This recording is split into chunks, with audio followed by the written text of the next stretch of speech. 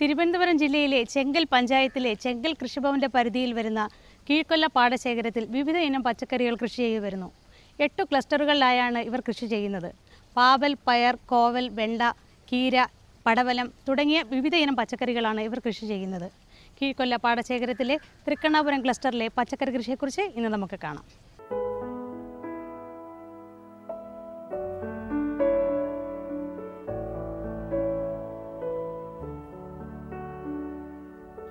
തിരുവോണത്തിന് സദ്യ ഒരുക്കാൻ തയ്യാറെടുക്കുന്ന മലയാളികൾക്ക് വേണ്ടി പച്ചക്കറിയും നേന്ത്രക്കുലകളും വിളയിച്ചെടുക്കുന്ന നമ്മുടെ കർഷകരുടെ കൃഷിജീവിതം ഈ അവസരത്തിൽ നാം ഒന്ന് മനസ്സിലാക്കേണ്ടതാണ്.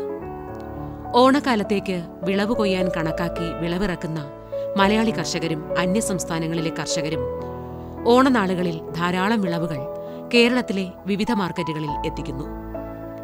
അധികമായി ഉൽപ്പന്നങ്ങൾ വിപണിയിലെത്തുമ്പോൾ അത് വിലക്കുറവിന് കാരണമാകുന്നു. ഇത് ഉപഭോക്താവിനെ സംബന്ധിച്ച് നല്ലതാണെങ്കിലും പാട്ടത്തിനെടുത്ത കൃഷിയിടത്തിൽ വിളകൾ നട്ടുനനച്ച് വളർത്തിക്കൊണ്ടുവരുന്ന കർഷകന് പലപ്പോഴും അത് നഷ്ടം മാത്രം സമ്മാനിക്കുന്നു. തിരുവനന്തപുരം ജില്ലയിലെ നെയ്യാറ്റിൻകരയ്ക്കടുത്ത് ചെങ്കലിലുള്ള കർഷകരുടെ അനുഭവമാണ് ഇന്നിവിടെ പങ്കുവയ്ക്കുന്നത്. അജി, എത്ര കാലമായിട്ട് ഇവിടെ ഈ പാടശേഖരത്തിൽ കൃഷി ചെയ്യുന്നുണ്ട്? ഒരു 10-20 വർഷം വരും. 20 വർഷം. ശരിക്കും അജി ഒരു കർഷകൻ തന്നെയാണ്, വേറെ ജോലിക്കൊന്നും പോകുന്നില്ല. ഈ പാടശേഖരത്തിൽ എന്തൊക്കെ കൃഷിയാണ് തുടക്കത്തിൽ ചെയ്തു തുടങ്ങിയത്? തുടക്കത്തിൽ വാഴയും വെള്ളരിയും പിന്നെ പടവലവും ഇതെല്ലാം ഉണ്ടായിരുന്നു. അപ്പോൾ ഇത് ഇത്രയും 1.5 ഏക്കറിൽ നിങ്ങളിപ്പം പന്തൽ ഇട്ടപ്പോഴേക്ക് നിങ്ങൾക്ക് എത്ര രൂപ ചിലവ് വന്നു? 1.5 ഏക്കറിൽ ഇടുമ്പോൾ എങ്ങനെയാലും 85,000 മുമ്പോട്ട് ചിലവ് വരും. ഈ മുതൽ മുടക്കുന്ന ആരാണ്? നിങ്ങൾ തന്നെയാണോ? നമ്മൾ തന്നെയാണ് ഈ കൃഷി ചെയ്യുന്ന നിങ്ങൾ തന്നെ മുതൽ മുടക്കും. നിങ്ങൾക്ക് സ്വന്തം പൈസ എടുത്തിട്ടാണോ ചെയ്യുന്നത്? ലോണുണ്ട്. എത്ര രൂപ ലോൺ എടുത്തു നിങ്ങൾ പന്തൽ കൃഷിക്ക് വേണ്ടി? 4 ലക്ഷത്തോളം ഉണ്ട് ലോൺ. 4 ലക്ഷം രൂപ ലോൺ എടുത്ത് ചെയ്യുക. എന്നിട്ടിപ്പം കുറച്ചെങ്കിലും അടച്ചിട്ടുണ്ടോ അതിൽ? ഇപ്പം പുതുക്കാൻ കൊടുത്തത്, അത് കുറച്ച് കടം വാങ്ങിച്ചാണ് ഇപ്പോൾ പുതുക്കാൻ കൊടുത്തത്. ഇനിയിപ്പോൾ അടുത്ത് പുതുക്കി എടുക്കണം. കടം വാങ്ങിച്ചിട്ട് പുതുക്കിയിട്ട് ഞാൻ പൈസ എടുത്ത് അങ്ങ് തിരിച്ചു കൊടുക്കും. അങ്ങനെ പുതുക്കി ഇങ്ങനെ പൊക്കോണ്ടേയിരിക്കുന്നു. അല്ല, നിങ്ങളിത് അടച്ചു തീർക്കാനുള്ളൊരു ശ്രമം നിങ്ങൾക്ക് തീർക്കാൻ ഇതിനുള്ള ആദായം കിട്ടിയാലേ നടക്കുള്ളൂ.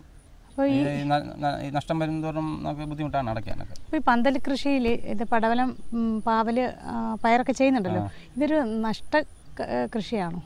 നഷ്ടമെന്ന് പറയാൻ നോക്കില്ല, എന്നാലും നമുക്ക് മുന്നോട്ട് പോകത്തക്ക രീതിയിലുള്ള ഇത് ആദായം കിട്ടില്ല. ശമ്പള വർധനവും അങ്ങനെ പണിക്കാരെ വിട്ട് ചെയ്യിക്കുന്നതെല്ലാം കൂടെ വരുമ്പോഴേ പറ്റുന്നില്ല. അങ്ങനെ അഡ്ജസ്റ്റ് ചെയ്ത് അങ്ങനെ ഒരു പരുവത്തിന് പോകണമെന്നുള്ളൂ. പിന്നെ ഒരു ആരോപണം വെച്ചാൽ പന്തൽ കൃഷിക്ക് സർക്കാർ തലത്തിൽ നിന്നുള്ള ധനസഹായം തീരെ കിട്ടുന്നില്ല എന്ന് കേൾക്കുന്നുണ്ട്. ഇപ്പം അത് കുറവാണ്. ഇപ്പോൾ അങ്ങനെ ഹെക്ടറിന് 50,000 രൂപ കിട്ടിയാലേ നമുക്ക് മുന്നോട്ട് കൊണ്ടുപോകാൻ പറ്റുള്ളൂ. പന്തൽ ഇപ്പം ഒട്ടും ധനസഹായം കിട്ടുന്നില്ല. ഏക്കറിന് 6,000 രൂപയല്ലേ ഉള്ളൂ. 6,000 രൂപ. നിങ്ങൾക്ക് എത്ര രൂപ കിട്ടിയാലും നിങ്ങൾക്ക് 50,000 രൂപ കിട്ടണം ഈ പന്തൽ കൃഷിക്ക്. ഏക്കറിന് എടുക്കാനും മൊത്തം ചിലവ്, പന്തൽ ഉണ്ടാക്കാനും അങ്ങനെ മുഴുവൻ പണിക്കാർക്കും എല്ലാ ചിലവും കൂടെ 1 ഏക്കറിന് 50,000 കിട്ടിയെങ്കിൽ മാത്രമേ നിങ്ങൾക്ക് ഒരു മുള ഇവിടെ വെട്ടി ലാഭം കിട്ടുള്ളൂ. ഒരു മുള ഇവിടെ വെട്ടി ഒരു മുളയ്ക്ക് തന്നെ 175 രൂപയാവും സൈറ്റിൽ വരുമ്പോൾ. പിന്നെ അതിനെ പറക്കിയിട്ട് പണിക്കാരോട്ട് ചെയ്യിച്ച് തട്ട് ഇത് ഭയങ്കര പണിയാണ് കെട്ടിയെടുക്കാനൊക്കെ.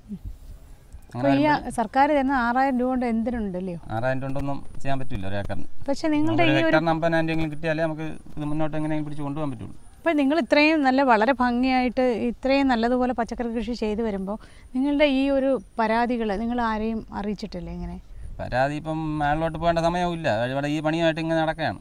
രാവിലെ ഇറങ്ങി കഴിഞ്ഞാൽ പിന്നെ അതോ പറഞ്ഞിട്ടും കാര്യമില്ല എന്ന് തോന്നിയിട്ടാണ്? ഒരു ദിവസം പോയാലും നടക്കില്ല പരാതിയും കൊണ്ട്. എൻ്റെ പുറകെ പോകാൻ സമയം കാണുമല്ലോ. അപ്പോൾ ഇവിടുത്തെ പണികൾ അങ്ങനെ കിടക്കും. അപ്പോൾ ഈ ശരിക്കും പന്തൽ കൃഷി ഇപ്പം പുറകോട്ട് പൊയ്ക്കൊണ്ടിരിക്കുന്ന ഒരവസ്ഥയാണ്. ഈ പന്തൽ പൊളിച്ച് കഴിഞ്ഞാൽ ഇനി ഇവിടെ പന്തൽ വരില്ല. ആ ഒരു കണ്ടീഷനിലാണ് ഇപ്പോൾ പൊയ്ക്കൊണ്ടിരിക്കുന്നത്. അപ്പോൾ നിങ്ങൾ ഒരു പന്തൽ ഇത്രയും 1.5 ഏക്കറിൽ ഇപ്പം വെച്ച് കഴിഞ്ഞാൽ നിങ്ങൾ ഒന്നിൽ കൂടുതൽ കൃഷി ഇവിടെ ചെയ്യില്ലേ? ഇപ്പോൾ പടവലം കഴിഞ്ഞു, ഒരു 3 കൃഷി ചെയ്യാം. പിന്നെ വേറെ മുള വെട്ടിയിട്ട് രണ്ടാമത് പുതുക്കണം.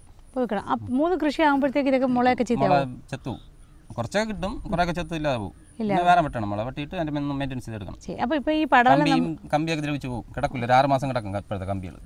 ശരി. അപ്പോൾ ഈ പടവലം നിങ്ങളിപ്പോൾ എടുത്തു കഴിഞ്ഞാൽ, മുഴുവൻ വെള്ളം എടുത്ത് കഴിഞ്ഞാൽ അടുത്ത എന്ത് ചെയ്യും ഇവിടെ കൃഷി? അടുത്തിനി പാവല, പയർ ഏതെങ്കിലും നടുവും എപ്പോഴും അപ്പോഴത്തെ അന്തരീക്ഷം കണ്ട പോലെ അടുത്ത കൃഷി ചെയ്യും. അപ്പോൾ ഇത് വിളവെടുത്ത് കഴിഞ്ഞാലുള്ള ഇതിൻ്റെ മാർക്കറ്റിൽ കൊടുത്തു കഴിഞ്ഞാലുള്ള വില നിങ്ങൾ ഈ മുതൽ മുടക്കിലും നിങ്ങളെ കഷ്ടപ്പാടിനും ഒക്കെ അനുസരിച്ച് ലാഭം കിട്ടുന്നുണ്ടോ? ഇപ്പം വില കുറവാണ്. പടവലം വെള്ളരി ഒന്നും ആക്കും വേണ്ട. ഇപ്പം നേരത്തെ 48-50 രൂപ വരെ വിറ്റ് ഒരു മാസം മുമ്പ്. ഇപ്പോൾ അത് 10 രൂപയ്ക്കകത്തേ ഉള്ളൂ ചാലവല. അങ്ങനെ വരുമ്പോൾ അത് ഒന്നും കിട്ടില്ല, അത് നഷ്ടത്തിലേ പോകുള്ളൂ. പടവലം അങ്ങനെ തന്നെ ഇപ്പോൾ വില കുറവാണ്. പക്ഷേ നിങ്ങൾ എല്ലാം ഇങ്ങനെ നഷ്ടത്തില്ലെന്ന് കണക്കുകൾ പറയുമ്പോഴും നിങ്ങൾ വീണ്ടും ഈ കൃഷി ചെയ്യല്ലേ? ചെയ്യുന്നു. അപ്പോൾ നിങ്ങൾ അതിൽ എന്തെങ്കിലും ലാഭം നിങ്ങൾക്ക് നിങ്ങളുടെ കാര്യങ്ങളെല്ലാം നടന്നു പോകാനായിട്ടെങ്കിലും കിട്ടുന്നില്ല? പോകുന്നു. പിന്നെ കുറച്ച് കടബാധ്യതകളൊക്കെ വരും. പിന്നെ അതിലെങ്കിലും നമുക്ക് കിട്ടും കൃഷിയിൽ. അതിലും കിട്ടുമ്പോൾ അതിനടുത്ത് അങ്ങനെ അഡ്ജസ്റ്റ് ചെയ്ത് അങ്ങ് പൊയ്ക്കൊണ്ടിരിക്കുകയാണ്. നമ്മൾ വിചാരിക്കുന്നത് പോലെ പൂർണ്ണമായിട്ടും ഒരു നേട്ടം കിട്ടുന്നില്ലെങ്കിലും കാര്യങ്ങളൊക്കെ നമ്മൾ 5 മണിയാകുമ്പോൾ ഞാൻ വീട്ടിൽ നിന്ന് വരുന്നതാണ്. 7 മണി വരെ കൊടുക്കണം ചെയ്യും. അത്രയും കടനകത്ത് തന്നെ ചെയ്യും. പക്ഷെ അതിനൊരു സംതൃപ്തിയില്ലേ? നമ്മളെ ഇപ്പം ബാക്കി വേറൊരു ജോലി ചെയ്യുന്ന പോലെ അല്ലല്ലോ. വലിയ ആയുസ് പോവില്ല. 5 ഹെക്ടർ വീതമുള്ള 7 ക്ലസ്റ്ററുകൾ ഈ പ്രദേശത്തുണ്ട്.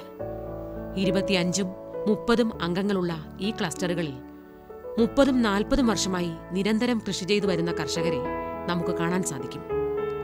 ചെറുപ്പക്കാർ കൃഷിമേഖലയിലേക്ക് അധികം കടന്നു വരുന്നില്ലെങ്കിലും കൃഷിയിലൂടെ ജീവിതം കരുപ്പിടിപ്പിക്കാൻ ശ്രമിക്കുന്ന ചിലരെങ്കിലും ഇവിടെയുണ്ട്. ബിജു, ഈ തൃക്കണ്ണാപുരം ക്ലസ്റ്ററിന്റെ കൺവീനറാണല്ലോ. ഇപ്പം ഈ ക്ലസ്റ്ററിൽ എത്ര അംഗങ്ങളുണ്ട്? ഇതിപ്പം 25 പേരുണ്ട്. 25 പേര് ഒരുമിച്ചാണോ ഈ കൃഷിയെല്ലാം ചെയ്യുന്നത്? അപ്പം മൊത്തം എത്ര ഏരിയയിൽ നിങ്ങൾ കൃഷി ചെയ്യുന്നുണ്ട്? ഇപ്പം 12.5 ഏക്കറാണ്. 5 ഹെക്ടറാണ്. 5 ഹെക്ടറിൽ ഈ 12.5 ഏക്കറിൽ ഇങ്ങനെ ഡിവൈഡ് ചെയ്ത് കൊടുത്തിട്ടില്ലേ ഓരോരുത്തർക്കും ഓരോ കൃഷി ചെയ്യാനായിട്ട്? എന്തൊക്കെ കൃഷിയാണ് നിങ്ങൾ മൊത്തം ഏക്കറിൽ ചെയ്യുന്നത്? നമ്മളിപ്പോൾ ചെയ്യുന്നത് വെള്ളരി ചെയ്യുന്നുണ്ട്, പടവലം, പാവൽ, പയറ്, വെണ്ടയ്ക്ക, കത്തിരി, മുളക്, എല്ലാ ഇനവും ഉണ്ട്. പക്ഷേ കുറേച്ചേ ഉള്ളൂ. മുടക്കുന്ന മുതലിനനുസരിച്ച് ഈ ചെലവിനും ഒക്കെ അനുസരിച്ചുള്ള ഒരു ലാഭം നിങ്ങൾക്ക് രീതിയിൽ കിട്ടുന്നുണ്ടോ? ലാഭം കിട്ടുമോ എന്ന് കേട്ട് കഴിഞ്ഞാൽ എല്ലാ കൃഷിയിലും കിട്ടൂല. കൃഷി കിട്ടുന്ന ലാഭമുണ്ട്, ഇല്ലാത്ത കൃഷികളും ഉണ്ട്. അങ്ങനെ ഇപ്പം നിലവിൽ ഇപ്പം നഷ്ടത്തിൽ പോയിക്കൊണ്ടിരിക്കുന്ന ഇപ്പം നിലവിൽ പടവലം, വെള്ളരി ഒരുപാട് വില താന്നു നിൽക്കുകയാണ്. അതുപോലെ നമ്മൾ ആ പഴയ രീതിയിൽ പണ്ട് 1 ഹെക്ടറിലൊക്കെ നല്ല കായലുണ്ടായിരുന്നു. ഇപ്പം കായ കുറവാണ്. ഇവിടെ പടവലം കൃഷി ചെയ്യുന്നുണ്ട്. പന്തൽ കൃഷിയുണ്ട്. അപ്പം മറ്റു ക്ലസ്റ്ററുകളിൽ നമ്മൾ പോയപ്പോൾ പന്തൽ കൃഷിയുടെ കുറച്ച് കഷ്ടതകളെ കുറിച്ചൊക്കെ പറഞ്ഞിട്ടുണ്ട്.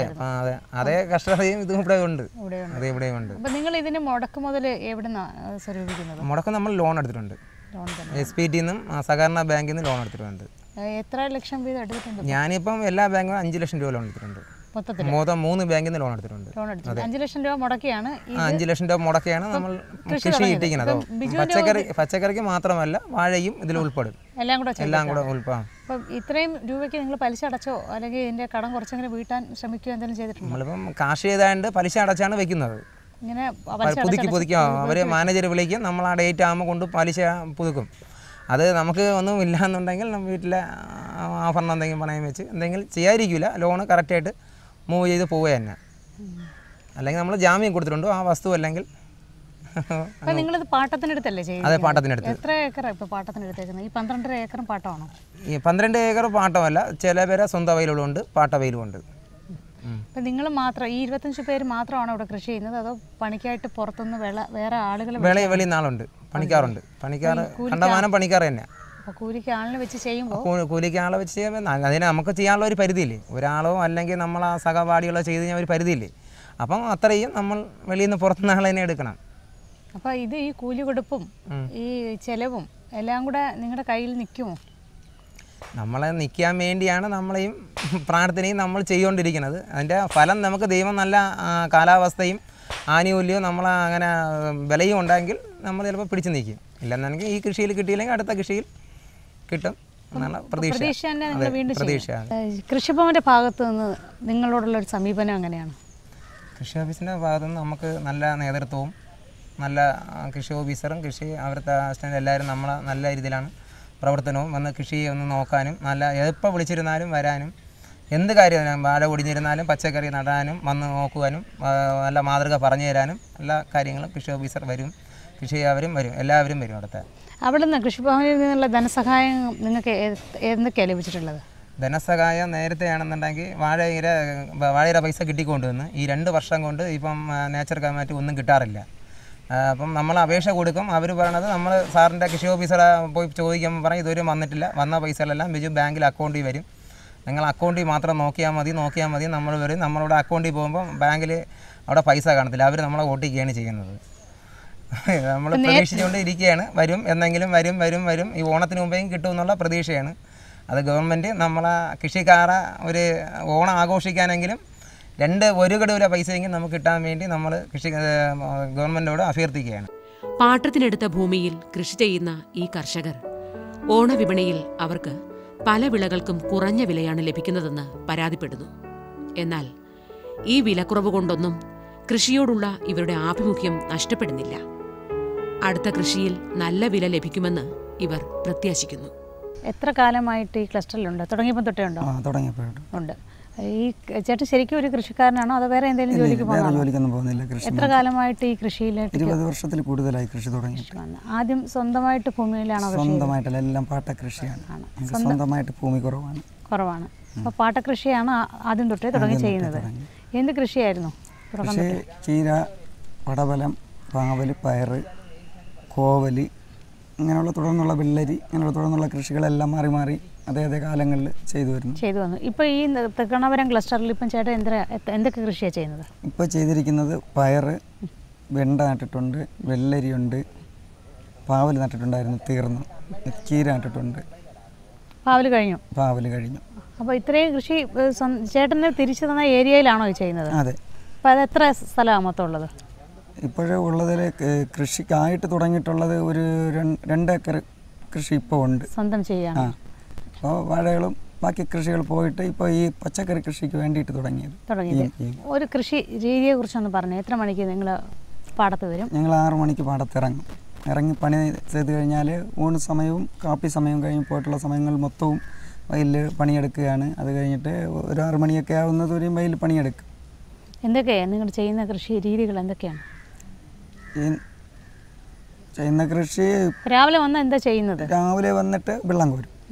ഈ ചാലിൽ നിന്നുള്ള വെള്ളം തന്നെ? ചാലിൽ നിന്ന് ഇറങ്ങി വെള്ളം കോരി നനയ്ക്കും. കോരി നനച്ച് കഴിഞ്ഞിട്ട് പിന്നെ അതിന് വളമിടാനുണ്ട് എന്താണെന്ന് വെച്ചാൽ അത് ചെയ്യും. ഉരമിടാൻ എന്താണെന്ന് വെച്ചാൽ അത് ചെയ്യും. പിന്നെ പണിക്കാർ വെച്ച് എന്തെന്ന് വെച്ചാൽ അവർ പണിക്കാർ വരുമ്പോൾ അവരെ കൊണ്ട് ചെയ്യിപ്പിക്കാൻ പറ്റുമെന്നുള്ള പണി അങ്ങനെ ചെയ്യും. അപ്പോൾ ഈ പണിക്കാർക്ക് പൈസ കൊടുക്കുന്നത് നിങ്ങൾ തന്നെയാണോ? സ്വന്തം കയ്യിൽ നിന്നാണോ പൈസ കൊടുക്കുന്നത്? പൈസ ഈ മുടക്ക് മുതലൊക്കെ ബാങ്ക് ലോൺ തന്നെ ഇവരൊക്കെ പറഞ്ഞ പോലെ? അതെ. എത്ര രൂപ ബാങ്കിൽ ലോണുണ്ട്? ബാങ്ക് ലോണ് ഇപ്പോൾ 2-3 ലക്ഷം രൂപ വരെ ലോണുണ്ട് 2 ബാങ്കിലായിട്ട് ഉണ്ട്. SPTയിലും സ്റ്റേറ്റ് ബാങ്കിലും. പിന്നെ ബാക്കിയെല്ലാം പുറത്തുനിന്ന് ആൾക്കാർ സഹായിച്ചു പലിശക്കായിട്ടും വാങ്ങി. പലിശയ്ക്ക് കൊടുത്തല്ലേ? അതാണ് സഹായം. പലിശ കൊടുത്ത് ഞങ്ങൾ വാങ്ങി ചെയ്യുന്നതാണ്. നമുക്ക് വലിയ കൈപ്പുറപ്പൊന്നുമുള്ള പാർട്ടികളല്ല. ഞങ്ങളെല്ലാം പാട്ടകൃഷിക്കാരാണല്ലോ. പാട്ടം കൊടുക്കണ്ടേ? പാട്ടം കൊടുക്കണം. അപ്പോൾ ഒരു വർഷം എത്ര രൂപ പാട്ടം കൊടുക്കണം? ഒരു വർഷം പാട്ടം ഓരോ ഏരിയയിലും ഓരോ രീതിയാണ് പാട്ടം. അപ്പോൾ അങ്ങനെ വരുമ്പോഴേ ഒരു സെൻറ്റിന് 250 രൂപ 300 രൂപ ഒരു വർഷത്തേക്ക് ഒരു സെൻറ്റ് കാണും. അപ്പോൾ അങ്ങനെ വരുമ്പോൾ എത്രത്തോളം സെൻറ്റ് കൂടുന്നോ അത്രയ്ക്കും റേറ്റ് കൂടി വരും. അപ്പോൾ നിങ്ങൾക്ക് അത് അത്രയും പാട്ടം കൊടുക്കാൻ പാകത്തിലുള്ള ലാഭം കിട്ടുന്നുണ്ടോ? ലാഭം ചില സമയത്തിലുള്ള കൃഷികൾ കിട്ടും, ചില സമയത്തിൽ നഷ്ടവും വരും. പിന്നെ അങ്ങനെ എങ്ങനെയെങ്കിലുമൊക്കെ റോൾ ചെയ്ത് അങ്ങ് കൊടുക്കും. അപ്പോൾ ഈ ബാങ്കിലെ ഈ ലോൺ മുതൽ അവിടെ കിടക്കുകയാണ്? ലോണൊന്നും അടയ്ക്കാൻ വലിയ ബുദ്ധിമുട്ടാണ്. പലപ്പോഴും കൃഷികൾ നഷ്ടം വന്ന് വാഴ ഒടിഞ്ഞ് വേനലിലൊടിച്ചിൽ അങ്ങനെ വലിയ ബുദ്ധിമുട്ട് കാരണം ഞങ്ങൾ വലിയ നഷ്ടത്തിലാണ്. എന്നാൽ പോലും നിങ്ങൾ വീണ്ടും കൃഷി തന്നെ ചെയ്യുന്നുണ്ടല്ലോ? കൃഷി ചെയ്തുകൊണ്ടിരിക്കുകയാണ്. ഇത് കൃഷി മാത്രമാണ് നിങ്ങളുടെ ഉപജീവന മാർഗ്ഗം അല്ലേ? അതെ. 5-10 ഏക്കർ പാട്ടത്തിനെടുത്ത് കൃഷി ചെയ്യുമ്പോൾ പാട്ടക്കൂലിയും കൃഷിച്ചെലവും പ്രകൃതിക്ഷോഭവും എല്ലാം കൂടി ഈ കർഷകരെ പലപ്പോഴും നഷ്ടത്തിലേക്ക് നയിക്കാറുണ്ട്. എന്നാലും ഒരിക്കലും കൃഷി ഉപേക്ഷിച്ചു പോകാൻ ഈ പാവപ്പെട്ട കർഷകർ ആഗ്രഹിക്കുന്നില്ല. അതിന് കാരണം കൃഷിയോടുള്ള ഇവരുടെ അടങ്ങാത്ത ആത്മബന്ധവും ഈ പാട്ടഭൂമി കൈവിട്ടു പോയാൽ പിന്നെ എന്ത് ജോലി ചെയ്യും എന്ന ചോദ്യചിഹ്നവുമാണ്. നിങ്ങളിപ്പോൾ ഏത് ക്ലസ്റ്ററിന് വേണ്ടിയാണ്? തൃക്കണ്ണപുരം ക്ലസ്റ്റർ. മൊത്തം തൃക്കണ്ണപുരം ക്ലസ്റ്റർ മൊത്തം എത്ര? എനിക്കുള്ളത് 7 ഏക്കറുണ്ട്. 7 ഏക്കർ. അത് 7ഉം സ്വന്തം പുരയിടാണോ അതോ പാട്ടത്തിനെടുത്താണോ? 3 ഏക്കർ പാട്ടവും 4 ഏക്കർ സ്വന്തവും. അവിടെ എന്തൊക്കെ കൃഷിയാണ് ചെയ്യുന്നത്? അവിടെ ചെയ്യുന്നത് വെള്ളരിയുണ്ട്, പടവലുണ്ട്, പാവയുണ്ട്, കീരയുണ്ട്, വെണ്ടയുണ്ട്. ഇപ്പോൾ ഇതെല്ലാം വിളവെടുപ്പ് സമയമാണോ? അപ്പോൾ നിങ്ങളിപ്പോൾ ഇവിടെ എടുത്തുകൊണ്ട് വന്ന ഈ പടവലം 8 വിലയുള്ള കിലോയ്ക്ക് ഇപ്പോൾ 8 രൂപ. നിങ്ങളിപ്പോൾ ഇത് എവിടെ ഏത് മാർക്കറ്റ്? ഇത് ചാലയ്ക്ക് കൊടുക്കണതാണ്. ചാലയ്ക്ക് കൊടുക്കണം. ഈ ലോക്കൽ മാർക്കറ്റുകളിൽ ഇത് നമ്മൾ മാർക്കറ്റിൽ കൊണ്ടുപോകില്ല. ഇവിടെ ആളുകൾ വന്ന് വാങ്ങിക്കില്ല. അപ്പോൾ ഈ ക്ലസ്റ്ററിൽ ഇത് തൃക്കണ്ണപുരം ക്ലസ്റ്ററിൽ മൊത്തം എത്ര പേരാണ് ഉള്ളത്? 20 പേര്. അപ്പോൾ ഈ ഇത്രയും പേരും കൂടെ ചേർന്നാണ് ഇവിടെ കൃഷി ചെയ്യുന്നത് ഇല്ലേ? എങ്ങനെയാണ് നിങ്ങളുടെ ഒരു കൃഷി എങ്ങനെയാണ് അവിടുത്തെ കൃഷികൾ?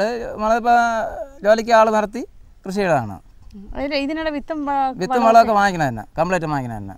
ഇത് കൃഷിഭവനിൽ നിന്നാണോ അതോ? ഇല്ല, പ്രൈവറ്റ് വാങ്ങിക്കുന്നത് തന്നെയാണ്. അപ്പോൾ ഇതിന് വെള്ളമൊക്കെ എവിടെ നിന്നാണ്? വെള്ളം ഇതല്ല കുളത്തിൽ നിന്ന് തുറന്നിട്ട് കോരണമാണ്. ഇപ്പം കനാൽ വഴി നിങ്ങൾക്ക് വെള്ളം കിട്ടും? വെള്ളമുണ്ട്, ഇപ്പോൾ വെള്ളമുണ്ട്. ഇപ്പോൾ വെള്ളമുണ്ട്.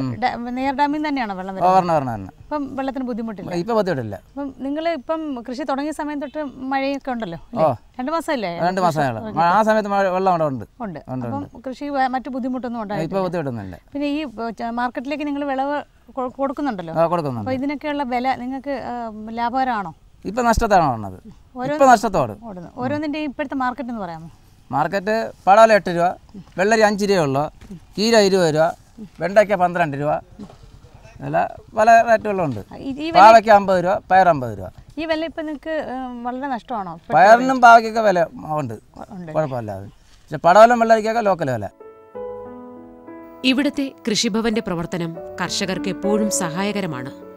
എങ്കിലും കഴിഞ്ഞ കൊടുംവേനലിൽ നശിച്ചുപോയ ആയിരക്കണക്കിന് വാഴകളുടെ നഷ്ടത്തിന് സർക്കാർ അനുവദിച്ച തുക ഇതുവരെ ലഭിച്ചിട്ടില്ല എന്നിവർ പരാതിപ്പെടുന്നു.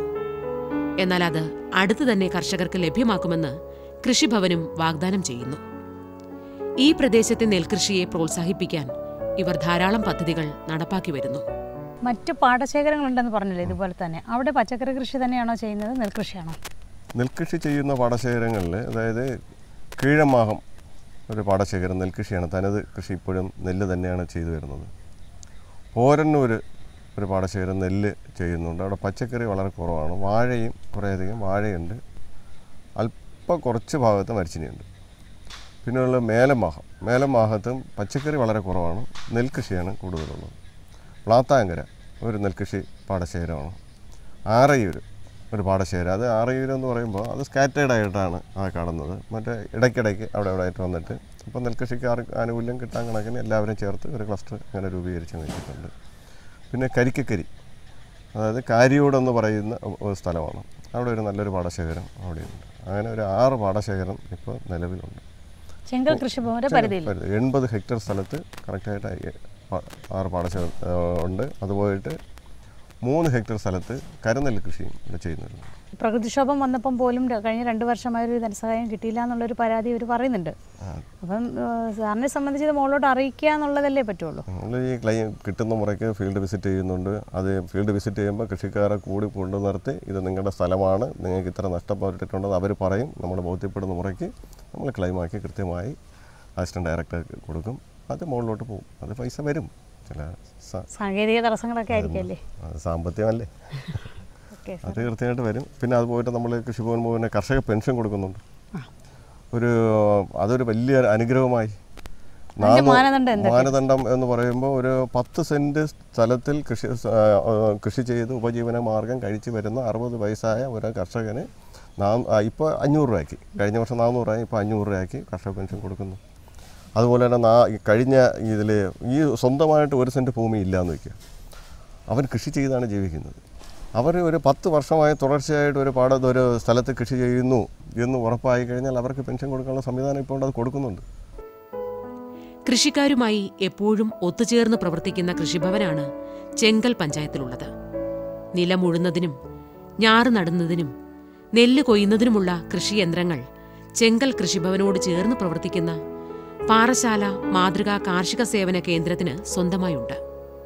അതുകൊണ്ട് ജോലിക്കാരുടെ അപര്യാപ്തത പരിഹരിക്കാൻ ഒരു പരിധിവരെ ഈ യന്ത്രങ്ങൾ സഹായിക്കും. ഒരു തുണ്ട് തരിശുഭൂമി പോലും ബാക്കി വയ്ക്കാതെ എല്ലായിടത്തും കൃഷിയുടെ പച്ചപ്പ് മാത്രം ദർശിക്കാൻ സാധിക്കുന്ന ചെങ്കൽ പഞ്ചായത്തിലെ കൃഷി കാർഷിക കേരളത്തിന് ഒരു മുതൽക്കൂട്ടാണ്. ഇവിടുത്തെ പച്ചക്കറി കൃഷിയെക്കുറിച്ച് മൊത്തത്തിൽ എന്താണ് തോന്നുന്നത് പറയാനായിട്ട്? മൊത്തത്തിൽ ഇവർ കാലാകാലങ്ങളിലായി പച്ചക്കറി കൃഷി ചെയ്തു വരുന്നവരാണ്. ഇപ്പോൾ ഈ ക്ലസ്റ്റർ രൂപീകരിച്ച് കൃഷി ചെയ്തപ്പോൾ കുറച്ച് പേരൂടെ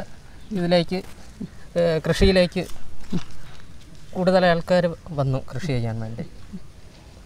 പിന്നെ അവർക്ക് നമ്മൾ തൈ നടുന്നത് മുതൽ എല്ലാ സപ്പോർട്ടും കൊടുക്കും. വന്ന് പെസ്റ്റ് ഉണ്ടെങ്കിലോ മറ്റ് കീടങ്ങളുണ്ടെങ്കിലോ അതിന് അവർക്ക് സപ്പോർട്ട് കൊടുക്കും.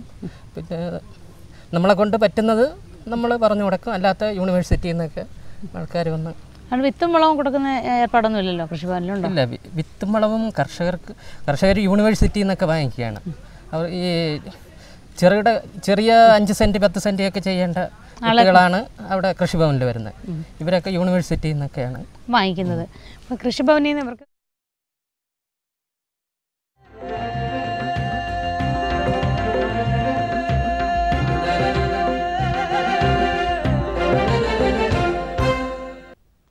നമസ്കാരം. ദൂരദർശൻ കാർഷിക വാർത്തകളിലേക്ക് സ്വാഗതം. പ്രധാന വാർത്തകൾ. Vithura jersey farm hi tech farm ആകുന്നു. വാണിജ്യാടിസ്ഥാനത്തിലുള്ള പുഷ്പകൃഷിക്ക് സാമ്പത്തിക സഹായം. മത്സ്യകൃഷി പദ്ധതിക്ക് 10 കോടി രൂപയുടെ സബ്സിഡി. വാർത്തകൾ വിശദമായി. 20 കോടി രൂപ മുതൽ മുടക്കിൽ വിതുര ജേഴ്സി ഫാമിനെ ഹൈടെക് ഡയറി ഫാമായി ഉയർത്തുന്ന പദ്ധതിക്ക് നാളെ തുടക്കമാകും. വൈകിട്ട് 4 മണിക്ക് കൃഷിമന്ത്രി KP മോഹനൻ ഹൈടെക് ഫാമിന് ആദ്യശില പാകും. പാൽ ഉൽപാദന രംഗത്ത് തെക്കൻ കേരളത്തെ സ്വയം പര്യാപ്തമാക്കുവാനും പുതു സംരംഭകർക്ക് അനുകരണീയമായ മാതൃകയാകുവാനും ഹൈടെക് ഡയറി ഫാം പ്രയോജനപ്പെടുമെന്ന് മൃഗസംരക്ഷണ വകുപ്പ് അറിയിച്ചു. പൂർണ്ണമായും യന്ത്രനിയന്ത്രിത സംവിധാനത്തോടുകൂടി ആരംഭിക്കുന്ന ഹൈടെക് ഫാമിൽ 250ഓളം പശുക്കളെ വളർത്താൻ സൗകര്യമുണ്ട്. ഫാം ഉദ്ഘാടനത്തോടനുബന്ധിച്ച് ക്ഷീരകർഷകർക്കായി സെമിനാറുകളും സംഘടിപ്പിച്ചിട്ടുണ്ട്. ദേശീയ കുളമ്പ് രോഗ നിയന്ത്രണ പദ്ധതിയുടെ ഭാഗമായി ഈ മാസം 5-ാം തീയതി മുതൽ അണ്ടൂർക്കോണം ഗ്രാമപഞ്ചായത്തിൽ കുളമ്പ് രോഗ പ്രതിരോധ കുത്തിവയ്പ് ആരംഭിച്ചിട്ടുണ്ട്. കുത്തിവയ്പ്പിന് 5 രൂപയാണ് ക്ഷീരകർഷകർ നൽകേണ്ടത്. അണ്ടൂർക്കോണത്തിന് സമീപമുള്ള പഞ്ചായത്തുകളിൽ കുളമ്പ് രോഗ ബാധയുള്ളതിനാൽ കർഷകർ തങ്ങളുടെ കന്നുകാലികളെ ഒക്ടോബർ 3-ാം തീയതിക്കകം പ്രതിരോധ കുത്തിവയ്പ്പിന് വിധേയമാക്കേണ്ടതാണെന്ന് സീനിയർ വെറ്ററിനറി സർജൻ അറിയിച്ചു. വാണിജ്യാടിസ്ഥാനത്തിൽ ഓർക്കിഡ്, ആന്തൂറിയം എന്നിവ കൃഷി ചെയ്യുന്നതിന് കർഷകർക്ക് സ്റ്റേറ്റ് ഹോർട്ടിക്കൾച്ചർ മിഷൻ 1000 ചെടികൾ അടങ്ങുന്ന യൂണിറ്റിന് 35,000 രൂപ ധനസഹായം നൽകുന്നു. കൂടാതെ ഷെയ്ഡ് നെറ്റിന് 1 ചതുരശ്ര മീറ്ററിന് 300 രൂപ ധനസഹായം വേറെയും ലഭ്യമാണ്. കർഷകർ കൃഷിഭവനുമായി ബന്ധപ്പെടേണ്ടതാണ്. തൃശൂർ ജില്ലയിൽ കൂൺ കൃഷി വ്യാപകമാക്കുവാനും കൂൺ ഉൽപ്പന്നങ്ങൾ ഉണ്ടാക്കി വിപണനം നടത്തുവാനും കൃഷി വിജ്ഞാന കേന്ദ്രത്തിന്റെ കൂൺ വികസന സമിതി ഒരുങ്ങുന്നു. കൂൺ വിഭവങ്ങൾ കൂട്ടായി നിർമ്മിച്ച് പാക്കിംഗ് നടത്തി വിപണിയിൽ ഇറക്കുവാനുള്ള സ്ഥല സൗകര്യം ഒരുക്കുക, ലൈസൻസ്, രജിസ്ട്രേഷൻ എന്നിവ നേടാനും കർഷകർക്ക് ഉൽപാദനോപാധികളും പരിശീലനവും ഏർപ്പെടുത്തുവാനും തീരുമാനിച്ചു. കൂടുതൽ വിവരങ്ങൾക്ക് ബന്ധപ്പെടാവുന്ന ഫോൺ നമ്പർ 9539164715. ഫിഷറീസ് വകുപ്പിന്റെ മത്സ്യസമൃദ്ധി പദ്ധതിയുടെ ഭാഗമായി തീറ്റ സബ്സിഡി കർഷകർക്ക് നൽകും. ശുദ്ധജല മത്സ്യ കർഷകർക്ക് തീറ്റയ്ക്കുള്ള സബ്സിഡി ഫിഷറീസ് വകുപ്പ് നൽകുന്നത് ഇതാദ്യമായാണ്. ഹെക്ടർ 1-ന് 5000 രൂപ വരെ ധനസഹായം ലഭിക്കും. സംസ്ഥാനത്ത് 15,000 ഗുണഭോക്താക്കൾക്കായി 10 കോടി രൂപയാണ് ഇതിനുവേണ്ടി വകയിരുത്തിയിരിക്കുന്നത്. ഈ മാസം 15 വരെയാണ് സബ്സിഡി വിതരണം. ധനസഹായം ലഭിക്കുന്നതിനായി മത്സ്യകർഷകർ അതാത് ജില്ലകളിലെ മത്സ്യകർഷക വികസന ഏജൻസിയുമായോ ജില്ലകളിലെ ഫിഷറീസ് ഡെപ്യൂട്ടി ഡയറക്ടറുമായോ ബന്ധപ്പെടണം. തീറ്റപ്പുള്ളൽ വളർത്തൽ, ശുദ്ധമായ പാലുൽപാദനം എന്നീ വിഷയങ്ങളിൽ ക്ഷീരവികസന വകുപ്പിന്റെ പരിശീലന കേന്ദ്രങ്ങൾ ശാസ്ത്രീയ പരിശീലനം നൽകുന്നു. 10 രൂപയാണ് രജിസ്ട്രേഷൻ ഫീസ്. പരിശീലനത്തിൽ പങ്കെടുക്കുന്നവർക്ക് ദിനബത്തയായി 125 രൂപയും യാത്രാബത്ത 100 രൂപയും ലഭിക്കും. പാലിൽ നിന്നുള്ള മൂല്യവർദ്ധിത ഉൽപ്പന്നങ്ങൾ നിർമ്മിക്കുന്നതിലും ക്ഷീരവികസന വകുപ്പ് പരിശീലനം നൽകുന്നുണ്ട്.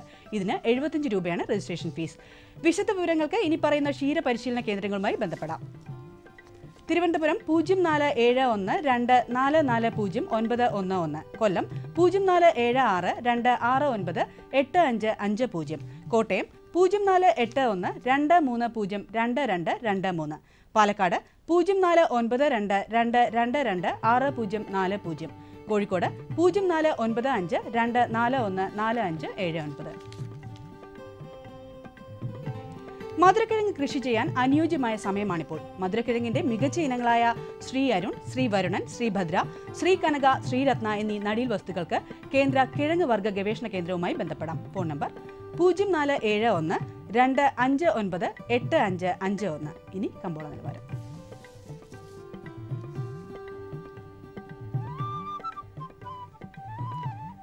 റബ്ബർ RSS 4 ക്വിൻ്റലിന് 18,750 രൂപ. റബ്ബർ RSS 5 18,200 രൂപ. വെളിച്ചെണ്ണ 8,000 രൂപ. കൊപ്ര 5,550 രൂപ. കുരുമുളക് 42,900 രൂപ. ജാതിക്ക തൊണ്ടോട് കൂടിയത് കിലോയ്ക്ക് 575 രൂപ. ജാതിക്ക തൊണ്ടില്ലാതെ 600 രൂപ. കമ്പോള അവലോകനം. കുരുമുളക് വിപണി കൊച്ചിയിൽ ഗാർബിൾഡ് കുരുമുളക് 42,900 രൂപ. അൺഗാർബിൾഡ് കുരുമുളക് 42,900 രൂപ. ഗാർബിൾഡ് കുരുമുളക് 40,900 രൂപ. കുരുമുളക് വിപണി കൽപ്പറ്റയിൽ ചേട്ടൻ കുരുമുളക് ക്വിൻ്റലിന് 40,500 രൂപ. വയനാടൻ കുരുമുളക് 41,000 രൂപ. കൊപ്ര വിപണി കോഴിക്കോട് കൊപ്ര ക്വിൻ്റലിന് 5,000 രൂപ. തളിപ്പറമ്പ് 4,800 രൂപ. കാസർഗോഡ് 4,575 രൂപ. വെളിച്ചെണ്ണ വിപണി കണ്ണൂർ വെളിച്ചെണ്ണ ക്വിൻ്റലിന് 8,625 രൂപ. കോട്ടയം 8,500 രൂപ. ആലപ്പുഴ 8,000 രൂപ. കാലാവസ്ഥ. കണ്ണൂർ കൂടിയ താപനില 31.2 ഡിഗ്രി സെൽഷ്യസ്, കുറഞ്ഞ താപനില 22.5 degree Celsius. Kozhikode 31.9, 22.8. Kochi 30.2, 24.2. Alappuzha 29.9, 25.1. Punalur 29.5, 22.4. Thiruvananthapuram 30.6, 22.8 degree Celsius. ഇതോടെ ഇന്നത്തെ കാർഷിക വാർത്തകൾ സമാപിക്കുന്നു. നമസ്കാരം.